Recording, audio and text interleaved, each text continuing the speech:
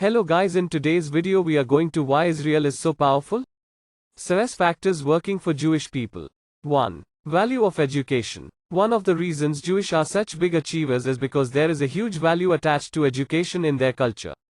Given their struggle with outside world for 2500 years, Jewish parents are strongly incentivized to provide the best of education to their kids. In fact, Jews were among the first major groups to focus on literacy starting from the time of Christ. Botticini, M. and Eckstein, Z. The Chosen Few, How Education Shaped Jewish History, 70-1492. This emphasis on education gave them an early advantage, and Jews quickly set up themselves in the first wave of globalization during the period of Muslim caliphates. 2. Minorities everywhere equals greater than existential crisis. Jews were minorities in almost every land they lived. Even in Israel their majority is dwindling. When you are a minority in a land, you have a strong incentive to work hard and prove yourselves. You can see this among various immigrant groups in the US, such as the Asian Americans. Zoroastrians in India form the top tier in Indian society, Sri Lanka Tamils, Lebanese Mexicans and other small groups. Such a minority receiving constant discrimination has one major objective: survive a hostile environment by proving successful. Thus, Jewish people, like the other minorities above, are more grounded, pragmatic and have a strong sense of community links. Model minority. 3. Strong networking. Minorities also tend to be strong networked. It becomes a sort of club if their population is not too big. Here the size of the club is important, and big minorities, such as African Americans or Indian Muslims, are not able to utilize their minority status as much as these model minorities. In some senses, these networks are not different from the networks of Ivy Leagues. The community is connected by common challenges and bonded by historical links. 4. Less influence of idiots. When your population is that small and have a large level crisis, it is unlikely to form a large population of idiots. The idiot masses don't get their critical mass to significantly shape the direction of the community.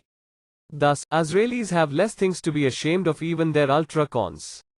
2. Why Israel is successful? Although Jews have a small majority in Israel, if you take the region as a whole they are a minority.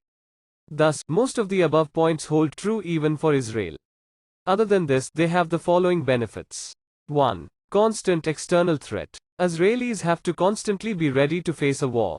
Like an immune system receiving a vaccine and a muscle receiving workout, this kind of external stress keeps their survival instincts to be always in play. No wonder they have a very powerful defense force. 2. Immigration from the best of other countries. When Israel was created in 1948, Jewish people from all over the world, from Russia to Austria to USA, came to the parched land. Many of these people held top positions in their society before the start of the war. Now, reduced to a pauper, these people started rebuilding their society. Unlike immigrants moving from poor countries, the Jewish immigrants had huge experience from their past leadership in business, science and arts. They brought the best of practices from all over the world. 3. No resources paradox. Israel has no major natural resource. The paradox of the Dutch disease means that countries with no resources put far more emphasis on human development than the countries with abundant resources. The economy cannot rely on oil, mining or other traditional advantages. This affords them a weaker currency and a stronger government emphasis on economy. You can see this play in other resource-lacking places such as Japan, Singapore and Taiwan. Israel is very fragmented ethnically, religiously and politically. However, in times of crisis Israel becomes incredibly unified, as if the entire population is able to put their differences aside and bear the brunt. 2014's Operation Protective Edge was exemplary of this phenomenon, and while there were cases of provocation on part of both left and right-wing activists, there was a general feeling of solidarity in the population.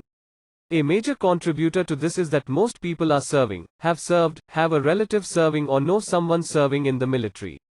Lastly, I just want to tell that always prostitution leads to revolutions. The summary of this video is this one line. Okay guys, this was it and thanks for watching. We have spent 6 hours of editing, script writing and editing. So please consider us to like, share and subscribe and like our video. Thanks for giving love to our first day.